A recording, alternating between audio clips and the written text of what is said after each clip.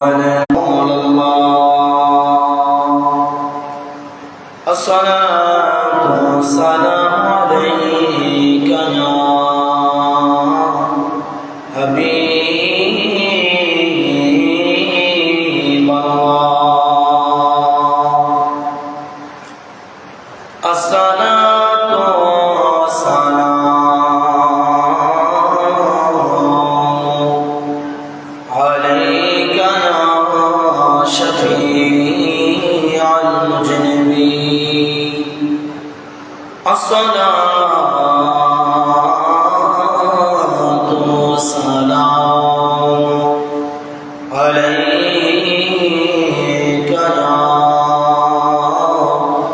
رحمة للعالمين الحمد لله رب العالمين الصلاة والسلام على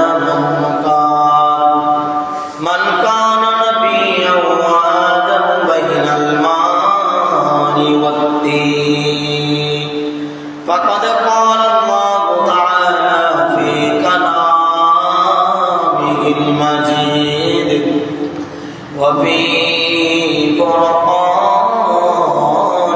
العظيم সকলে মায়া শুনে পড়ে আউযু বিল্লাহি মিনাশ শাইতানির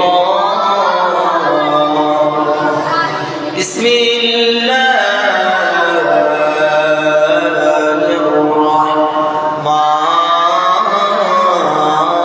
রহমানির রহিম ইয়া আইয়ুহাল্লাযীনা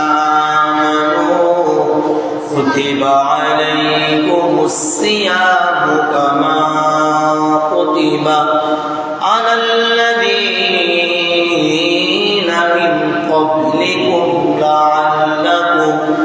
من قبلكم لعلكم تتقون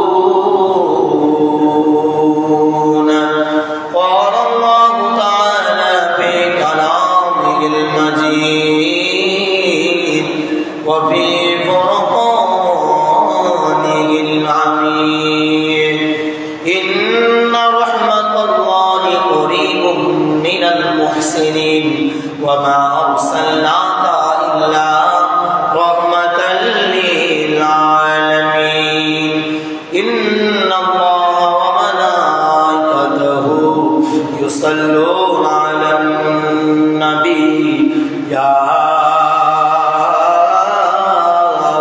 أيها الذين آمنوا صلوا عليه وسلموا تسليما اللهم صل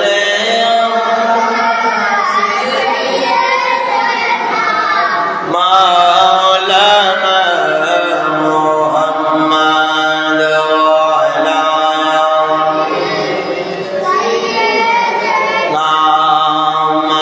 مولانا محمد اللهم صل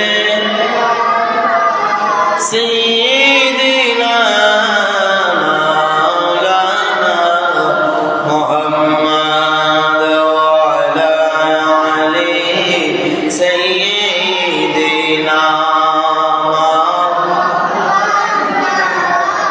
तेरे नस्ले पाकों में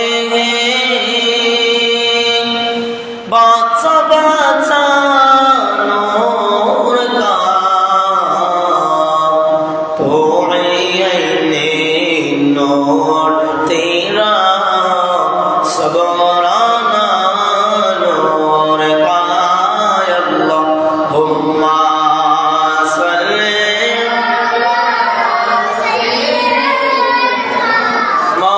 مولانا محمد وعلى سيدنا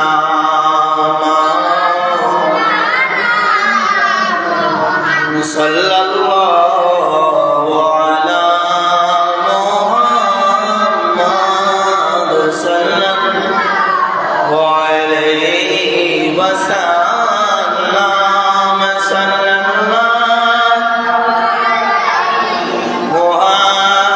محمد صلى الله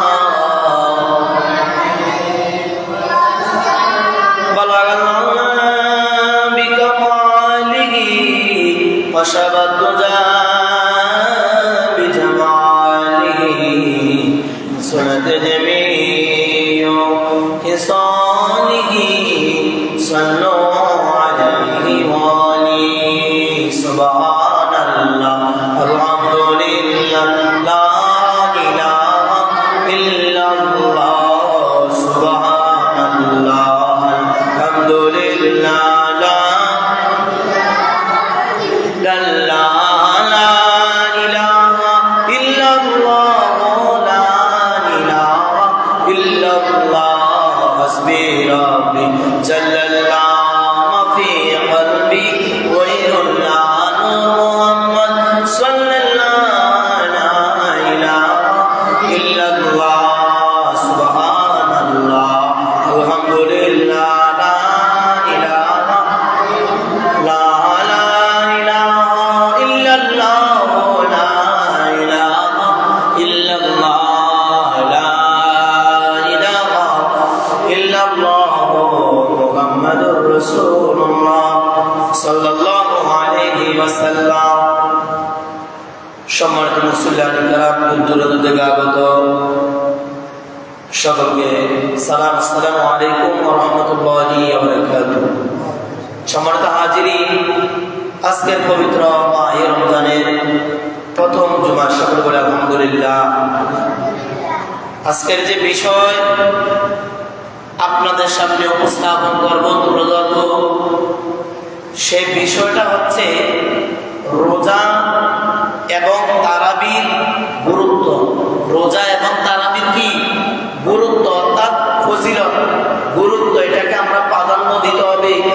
এটার বিষয় নিয়ে আমার আল্লাহ পাক রব্বুল আলামিন সূরা বাকারা আয়াত নাম্বার 185 আমার আল্লাহ পাক রব্বুল আলামিন জানায় দেন, শাহরু রমাদানাল্লাযী উনজিলা ফীহিল কুরআন হুদাল লিন-নাসি ওয়া বায়িনাতিন মিনাল হুদা ওয়াল ফুরকান।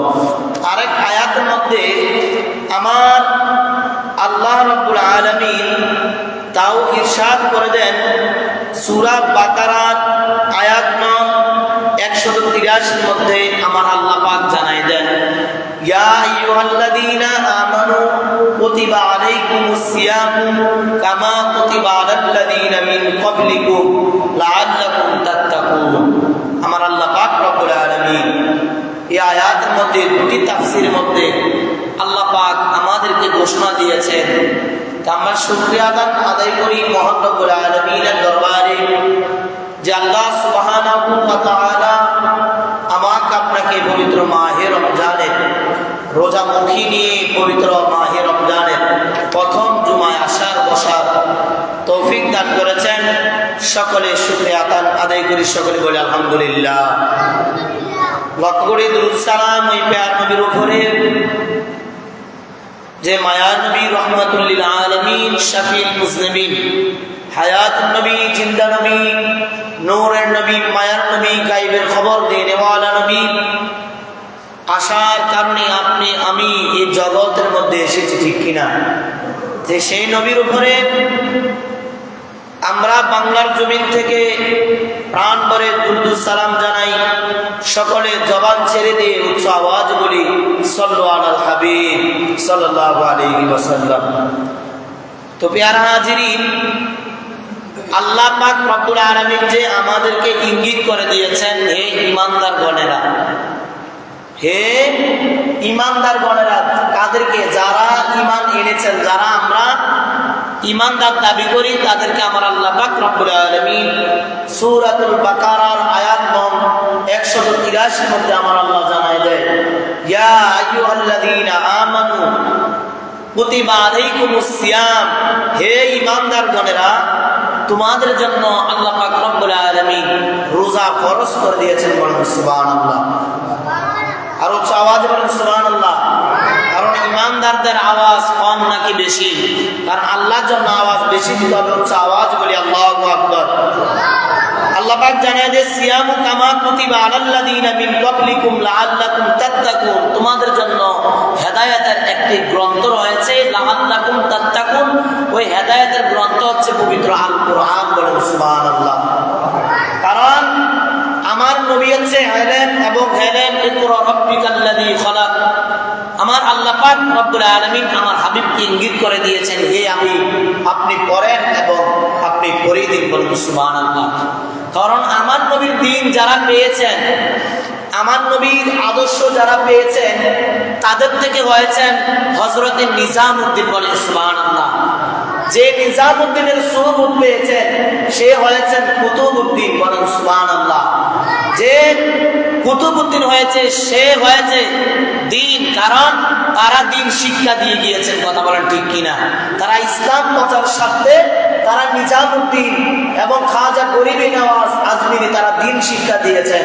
আমরা এখনকার যুগে আমরা দিন শিক্ষা দিতে পারি না, কারণ আমরা সেই রাস্তার মধ্যে এখন আমরা যাইতে পারি না। যদি যাইতে পারতাম তাহলে আমরা দিনটাকে আমরা কি কামাই করতে পারতাম, ইনকাম করতে পেতাম।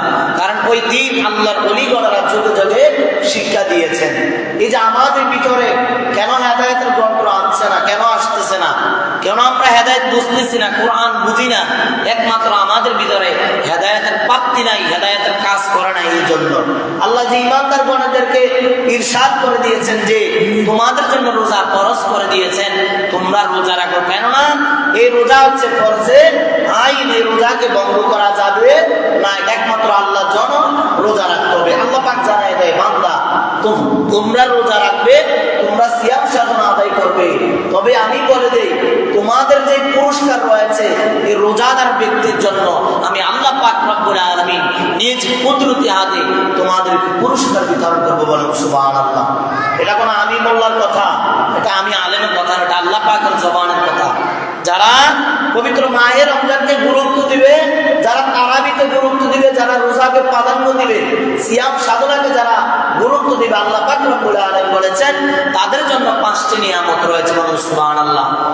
তারা যদি সারাদিন রোজা রাখে, হাদিস শরীফের মধ্যে এসেছে সাহাবাই কেরাম প্রশ্ন করে, ইয়া রাসূলুল্লাহ রোজাদারের ব্যক্তির মুখের দুর্গন্ধ, আল্লাহ নবী বলেছেন ও সাহাবাই কেরাম এটা রোজাদারের ব্যক্তির মুখে দুর্গন্ধ নয়, এটা মেশক আম্বরের চাইতো অতি সুগ্রাম। বলেন সুবহানাল্লাহ। এই যে আমরা সারাদিন রোজা রাখি কিনা, কথা বলেন রোজা থাকি কিনা, আমাদের মুখে একটা দুর্গন্ধ হয় কিনা? আল্লাহ পাক রব্বুল আলামিন বলেছেন তোমাদের ওই দুর্গন্ধ আমি আল্লাহর দরবারে পছন্দ দিই। কেননা ওই জবানের যখন কথা হয়, ওই জবান দিয়ে তোমরা আল্লাহ তাআলা জিকির করো, ওই জবান দিয়ে যখন নবীর দুরূদ আদায় করো, তখন এই জবান যখন আল্লাহর দরবারে কবুল হয়ে যায়, যারা রোজা থাকে তাদের জবানটা পবিত্র হয়। সেহরি খাওয়ার নাম রমজান নয় বাবা, ভোর রাত্রে খাবার খাওয়ার নাম রোজা নয়। ওই রোজা তাদের জন্য আল্লাহ হাবিব ইরশাদ করে দিয়েছেন, যার জিহ্বা কি, যার জিহ্বা হেফাজত থাকবে তার জন্য রোজা, যার চক্ষু হেফাজত থাকবে তার জন্য রোজা, যার অঙ্গ প্রত্যঙ্গ হেফাজত থাকবে তার জন্য আল্লাহ হাবিব এই রোজাকে কি করে দিয়েছেন, আল্লাহ পাক রব্বুল আলামিন ফরজ করে দিয়েছেন। বলেন সুবহানাল্লাহ। এখন আমরা সারাদিন উপাস থাকি, আমরা ভোর রাত্রে খাবার খাই, সারাদিন আমরা কি না খেয়ে থাকি, এটার নাম রোজা বলা হয় না। আমরা রোজাও থাকি, মুখে দিয়ে পয়সার কথা বলি, কথা বলে ঠিক কিনা? এই জন্য আল্লাহ হাবিব বলে দিয়েছেন তোমরা রোজার রাখার আগে তোমাদের চরিত্র ঠিক রাখো, তাহলে তোমরা ওই চরিত্র যদি তোমাদের ঠিক থাকে তাহলে তোমাদের যে রোজার ফজিলত আল্লাহ পাক রব্বুল আলামিন তোমাদের আমলনামার মধ্যে দিবে। বলুন সুবহানাল্লাহ। আমরা সেই রোজার যদি ফজিলত দিতে জানি, আল্লাহ পাক যে 5টি পুরস্কারের কথা বলে দিয়েছেন আমরা এগুলা পাবো। কেননা এই মাহে রমজানে আল্লাহ পাক শুধু বরকত দান করেন। দেখবেন অন্য টাইমে দেখবেন খাবারের সংকেত করে, অনেক সময়ের মধ্যে বরকত। দেখবেন এই মাহে রমজানে যারা দিন আনে দিন খায়, যে হুজুর আমাদের ইনকাম না, আমরা রিক্সা চালাই খাই, দেখবেন তার ঘরের ভিতরও 1.5 থেকে 2, 3, 4 আইটেমের খাবার থাকে। কথা বলেন ঠিক কিনা? এগুলা বরকত কার? আল্লাহ পাকের বরকত। কারণ এই মায়ের রমজানে তো বরকত হয়েছে আমার নবীর জন্য। এই জন্য এই যে আমরা তারাবির গুরুত্ব আল্লাহ হাবিব ইরশাদ করে দিয়েছেন, তোমরা তারাবির মধ্যে তোমরা কি করো, গুরুত্ব দাও। কারণ এটা হচ্ছে সুন্নতে মুআক্কাদা। আর আর এটা যদি আমরা জামাতের সহিত আদায় করি তাহলে এটা আমাদের জন্য হবে সুন্নতে কিফায়া। বলেন সুবহানাল্লাহ। এটার এত গুরুত্ব দিয়েছেন আল্লাহর হাবিব, কারণ ওমর রাদিয়াল্লাহু তাআলা আনহু আলী থেকে বর্ণিত আল্লাহর হাবিব 20 টাকার তারাবির নামাজ আদায় করেছেন। আমরা কি করি? ওই মোল্লার কথা শুনে, ওই ইউটিউব মোল্লা, ওই 2 পাতা করুণা মোল্লা, কোন টুপি লাগাইছে, পাঞ্জাবিটা গায়ে দিয়েছে, কোন মাদ্রাসার বারিন্দা দিয়া গেছে আইছে, আইয়া মিডিয়া বদলা লইয়া মাইক বদলা লইয়া লাগাই দেয়। তারাবি 20 টাকা পড়া বেদাত। বলেন না নাউজুবিল্লাহ। ও চাওয়াতে বলেন নাউজুবিল্লাহ। কারণ আল্লাহ ইমামদারদেরকে ঘোষণা করে দিয়েছেন তারাবি হচ্ছে বিল জামা, তোমরা কি করো? 20 টাকা তারাবি নামাজ আদায় করো। তাহলে বুঝতে হবে তারা ইবাদত চোর, তারা নামাজ চোর। এই জন্য তারা ইসলামটাকে কাটতে কাটতে তারা 20 টাকা বাদ দিতে দিতে তারা 8 টাকার মধ্যে এনেছেন। আল্লাহর হাবিব মা আয়েশা থেকে বর্ণিত আল্লাহর হাবিব তারা ইয়ার নামাজ, এই যে আপনার তাহাজ্জুদের নামাজ করেছেন 8 রাকাত, আর বিদিন নামাজ করেছেন 3 রাকাত, মোট 11 রাকাত আল্লাহর হাবিব আদায় করে দিয়েছেন আমাদের জন্য। তিনি 20 টাকা, ওই যে আমি গত সপ্তাহে আলোচনা করেছি, তিনি কি করেছেন? এই সুন্নত নামাজ আদায় করেছেন। সাহাবায়ে কেরাম থেকে, তাবী থেকে বর্ণিত তোমরাও কি 20 টাকা পবিত্র সালাতুন নামাজ আদায় করো? বলুন সুবহানাল্লাহ। তো আমরা যারা 8 টাকা পড়ুন না, 8 টাকা হলে আমরা কি করি? উৎসুক করে বাড়িতে চলে যাই। আমি উদার তো আহ্বান করবো, আপনারা এসব মোল্লাদের ওয়াজ শুনে ইমানটারে নষ্ট কইলেন না। ইমানের অনেক দাম রয়েছে বাবা। যে নবী না আসলে আপনার ইমানের কোনো গুরুত্ব নাই। যে নবীর কারণে আপনার ইমান তাজা হয়েছে, যে নবীর কারণে আমি আপনি মুসলমান হয়েছি, এই যে আল্লাহ পাক আয়াতের মধ্যে বলে দিয়েছেন, ওয়ালা তামুতুন্না ইল্লা ওয়া আনতুম মুসলিমুন, তোমরা মুসলমান না হয়ে তোমরা কি মৃত্যুবরণ করিও না। এখন আপনাদের কাছে প্রশ্ন, হুজুর আমরা তো মুসলমান হয়েছি, এখন আল্লাহ যে আপনার আয়াতের মধ্যে তাফসীর করে যে তোমরা মুসলমান না হয়ে মৃত্যুবরণ করিও না, এখন কোন মুসলমান? ওই যারা ঈমান আনয়ন করবে, যারা নবীর পক্ষে থাকবে, যারা নিজামউদ্দিন আউলিয়ার পক্ষে থাকবে, যারা আউলিয়ার প্রেমিক পক্ষে থাকবে, যারা আত্মসমর্পণ করবে, তারা হবে প্রকৃত ঈমানদার, তারা হবে মুসলমান। ওই তাদেরকে আমার আল্লাহ পাক ইঙ্গিত দিয়েছেন। বলেন সুবহানাল্লাহ। এই জন্য তোমরা মুসলমান না হয়ে এই অন্ধকার কবরে যেও না। আন্তাজে মানুষদের ওয়াজ শোনা যাবে না, আন্তাজে আলেমদের ওয়াজ শোনা যাবে না। এমন আলোচনা শুনবেন না বাবা যে আলোচনা শুনে আপনার ঈমান চলে যায়। এমন আলোচনা শুনেন যে আলোচনা শুনলে আপনার ঈমান তাজা হয়। আমরা ইনশাআল্লাহ 20 টাকার তারাবির নামাজ আমরা শুরু থেকে বলেছি, আল্লাহ পাক যদি আমাদেরকে আপনাদেরকে হায়াত দিয়ে রাখে, আমরা আজকে থেকে আমরা নিয়ত করবো আমরা শেষ অবধি পর্যন্ত আমরা 20 টাকার তারাবির নামাজ আমরা আদায় করবো। কথা বলেন ঠিক কিনা? হচ্ছে আওয়াজ বলেন ঠিক কিনা? কারণ আল্লাহর হাবিব যে সুন্নত আমাদেরকে জারি করে দিয়েছেন, এগুলো আমরা আদায় করতে চাই। সাহাবায়ে কেরাম যেটা করেছেন সেটার মধ্যে আমরা থাকতে চাই। আসুন আরো জেনে নেই রোজার গুরুত্বপূর্ণ।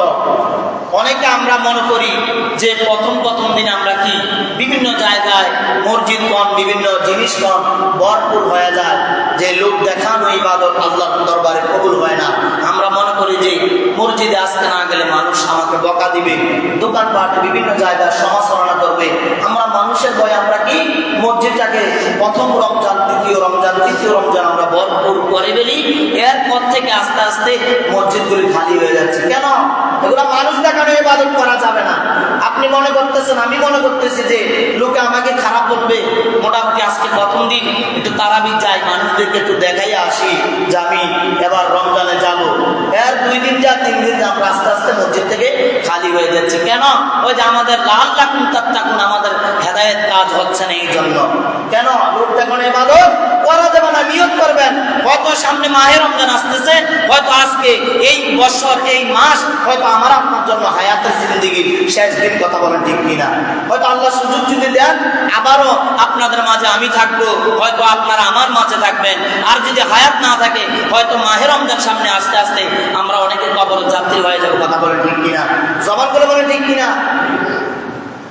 তাহলে নিয়ত করেন, তওবা করেন যে আল্লাহ আমাকে এমন ভাবে পরিবর্তন করে দেন, আমার ভিতর রাসূলের আদর্শ ঢুকাই দেন, আমার ভিতর আউলিয়ার প্রেম ঢুকাই দেন, আউলিয়ার সওবত ঢুকাই দেন।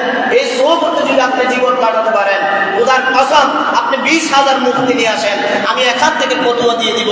আপনি যদি নবীর পক্ষে থেকে যান, আপনার কবরের মধ্যে কোনো ভয় থাকবে না, আপনার কি হাসর ময়দানে আপনার ভয় থাকবে না। কারণ যেখানের মধ্যে নবী থাকবে আপনার আর কিসের চিন্তা? এই জন্য নবীকে কোথা থেকে বাদ দেওয়া যাবেন, আসুন আর একটু আমরা সামনে বাড়িয়ে নেই। এই যে আমরা নামাজ পড়ি বাবা, আমরা তারাবির নামাজ পড়ি, আমরা আপনাদের সুদার্থ আহ্বান করবো, আমরা তারাবির নামাজটা করে আমরা অনেকে হুট করে বাড়িতে চলে যাই। কেন? এই মায়ের রমজান অন্তত 10 মিনিট আল্লাহকে সময় দেওয়া যাবে না? কথা বলেন, সময় দেওয়া যাবে না? কেউ আমি আলোচনা করি, আমার কষ্ট, আপনাদের সুবহানাল্লাহ বলতে একটু সময় হবে, লস হবে। উচ্চ আওয়াজ বলেন তো সুবহানাল্লাহ, আর উচ্চ আওয়াজ বলেন সুবহানাল্লাহ। তাহলে এই যে আমরা মায়ের রমজান আমরা কি করি, তারাবি শেষ করে আমরা চলে যাই। কেন? 5টা মিনিট কি নবীর জন্য ব্যয় করা যায় না? আমরা যে নবীর উম্মত দাবি করি বাবা, আপনাকে আমাকে কবরের মধ্যে রাখবে। আপনি যদি নবীর পক্ষে না থাকেন, ওই নবী যদি আপনার পক্ষে না থাকে, তাহলে আপনার এই কবরের মধ্যে কি উপায় পাবেন খেয়াল করেন। আমরা অনেকে চলে যাই, আপনাদেরকে উদাত্ত আহ্বান করবো, অন্তত আমার নবীজিকে একটু দাঁড়ায় সালাম দিয়ে যাবেন।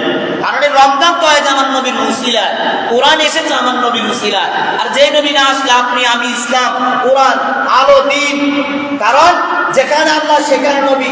আসুন জেনে নিন হুজুর, যেখানে নবী সেখানে আল্লাহ কিভাবে হয়।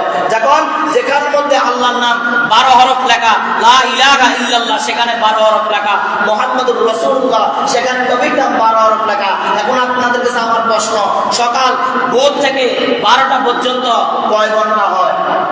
কথা বলেন, কয় ঘন্টা হয়? 12 ঘন্টা। 12টা থেকে আবার রাত্র 12টা পর্যন্ত কয় ঘন্টা হয়?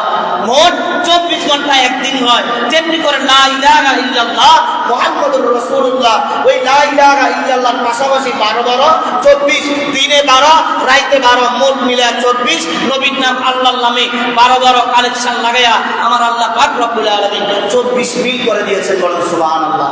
তাহলে যেখানে আল্লাহ সেখানে আমার রাসূল। কোন সন্দেহ আছে? কথা বলেন, সন্দেহ আছে?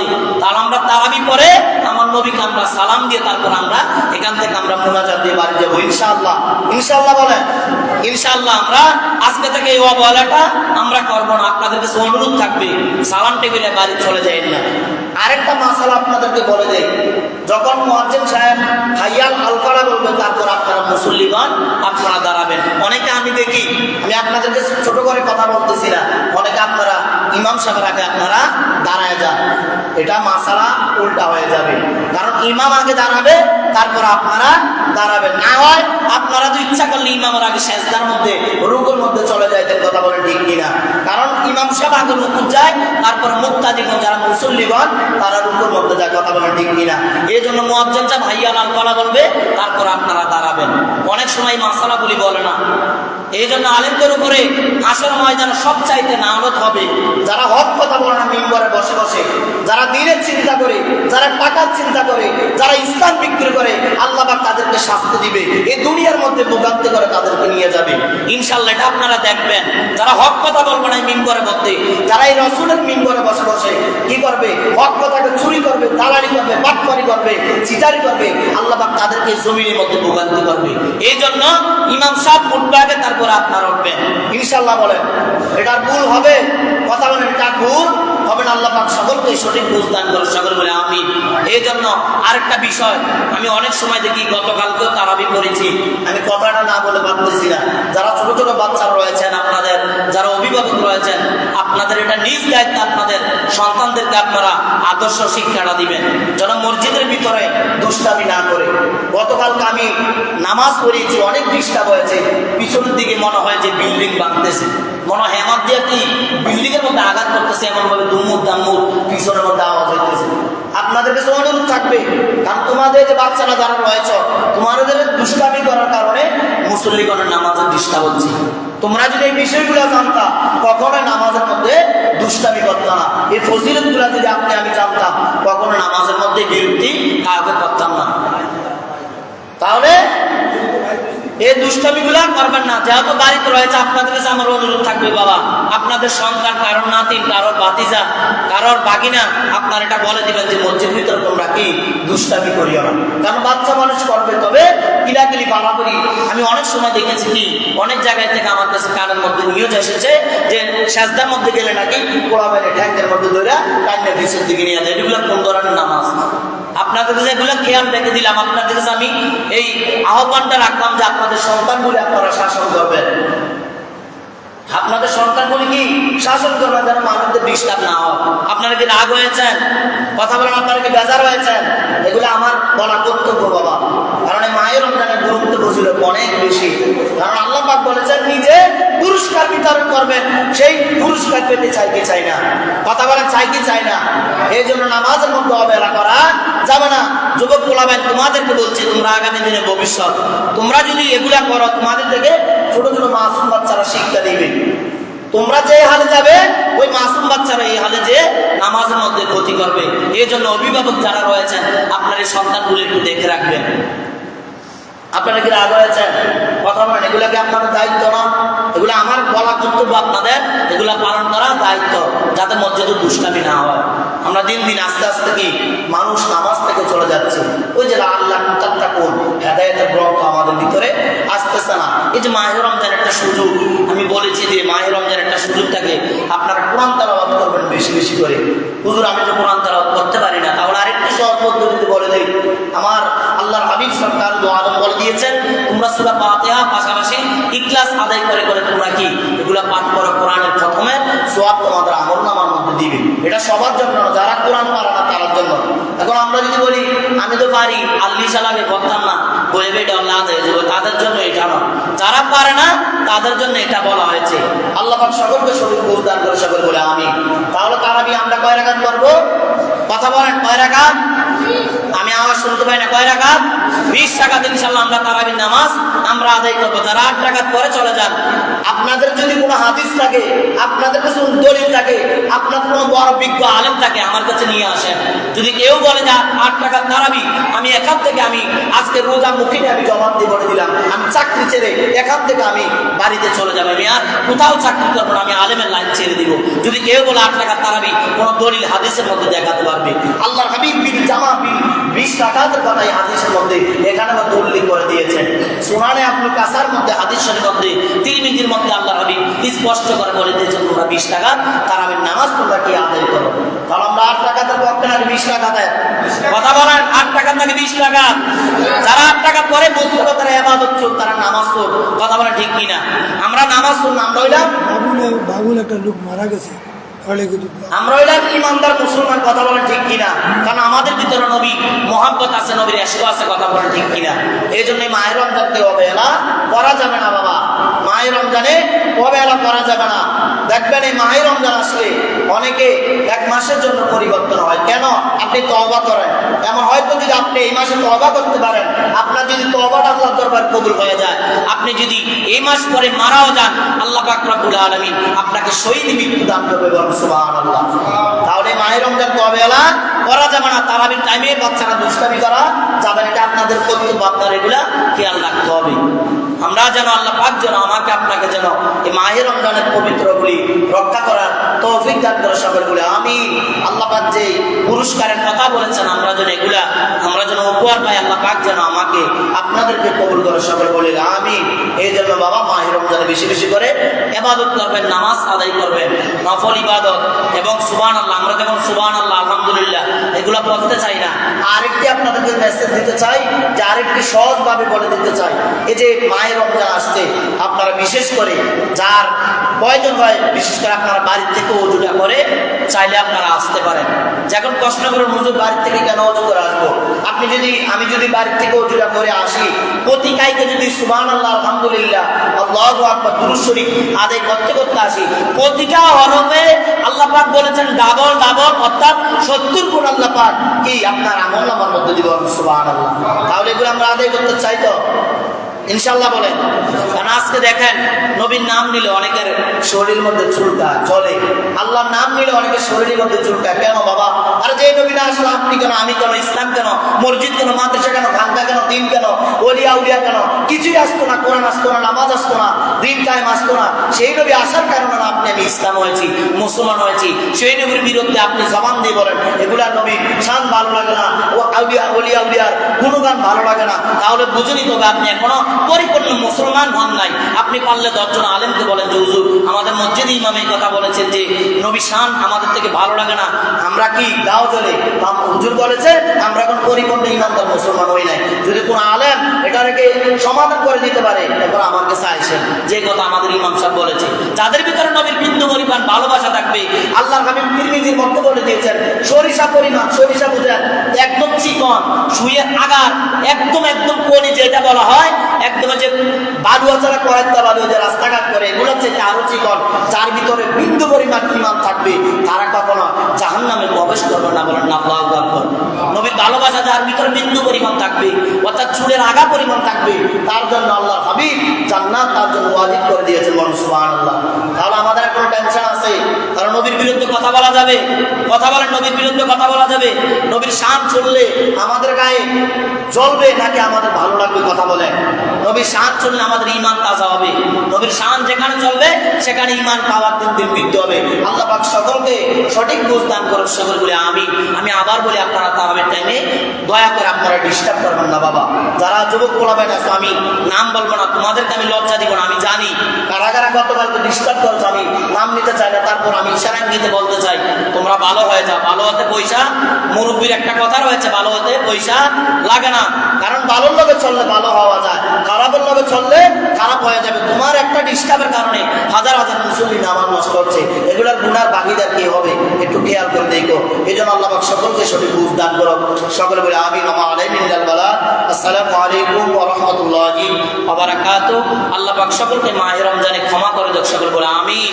মাহে রমজানের পবিত্রগুলি সুন্দরভাবে সিয়াম সাধনাটা আদায় করার তৌফিক দান করো। সকল বলে আমিন। সুন্দর করে নামাজ আদায় করবেন। নামাজের পরে আমার দয়ার নবীকে যা পারেন এক কাসিদা হলে দয়ার নবীকে সালাম দিয়ে তারপরে বাড়ি যাবেন। এটা আপনাদের কাছে আমার দাবি। কারণ আমি আপনাদের ইমাম সাহেব, আমি আপনাদের বাদশাহ। আমি যা বলি, কারণ একটা সমাজে শ্রদ্ধা যদি একটা বিচার বসে, সে যা রায় দিবে তা আপনারা মানবেন। কথা বলেন ঠিক কিনা? তো আমিও তো আপনাদের একজন বাদশাহ। হয়তো আপনাদের অনেক কাছে মানতে না পারেন, আপনাদের কাছে মনে হয় ছোট মানুষ, হ্যাঁ কি বলবে, কি আলোচনা করে না, ইমামতি করে, চৌ লাগে না, এগুলো আপনাদের ধারণা হতে পারে। অহংকার করে বলি না, আল্লাহর রহমতে যেখানে যাই, আল্লাহর হাবিবের সদারতে, সেখানে আমরা সম্মান পাই। কারণ আমরা সুন্নি মুসলমান, আমাদের ভিতরে নবীর প্রেম আছে। আল্লাহ পাক সকলকে বুঝার তৌফিক দান করুন। সকল বলে আমিন। ওয়া আলাইকুম বারাত। আসসালামু আলাইকুম ওয়া রাহমাতুল্লাহি ওয়া বারাকাতুহু। যারা সুন্নাত করেন নাই, সুন্নাত করে নিন।